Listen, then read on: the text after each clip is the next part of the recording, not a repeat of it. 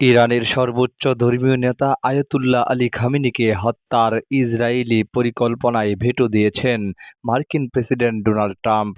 তিনজন মার্কিন কর্মকর্তা সিবিএস নিউজকে এই তথ্য জানিয়েছেন। মার্কিন এক কর্মকর্তার বরাতে সিবিএস নিউজ বলছে, ট্রাম্প ইসরায়েলি প্রধানমন্ত্রী বেনিয়ামিন নেতানিয়াহুকে বলেছেন যে খামেনিকে হত্যার পরিকল্পনা ভালো নয়। খামেনিকে হত্যার ইসরায়েলি পরিকল্পনায় ভেটো দেওয়ার প্রথম রিপোর্ট প্রকাশ করে বার্তা সংস্থা রয়টার্স। তবে ট্রাম্প এই রিপোর্ট নিয়ে প্রকাশ্যে এখন পর্যন্ত কোনো মন্তব্য করেননি। বিবিসির প্রতিবেদনে বলা হয়েছে, শুক্রবার ইরানে ইসরায়েলি হামলার পর খামেনিকে হত্যার বিষয়ে আলোচনা হয়। ফক্স নিউজকে দেওয়া সাক্ষাৎকারে নেতানিয়াহু রয়টার্সের ওই রিপোর্ট নিশ্চিত করেননি, আবার প্রত্যাখ্যানও করেননি।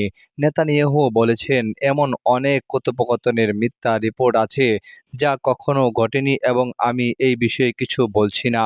তবে আমি আপনাকে বলতে চাই যে আমাদের যা করা দরকার তাই আমরা করি, আমরা তাই করব, আমাদের যা করতে হবে এবং আমি মনে করি যুক্তরাষ্ট্র জানে তার জন্য কোনটি ভালো। সাক্ষাৎকারে এসব কথা বলেন নেতানিয়াহু।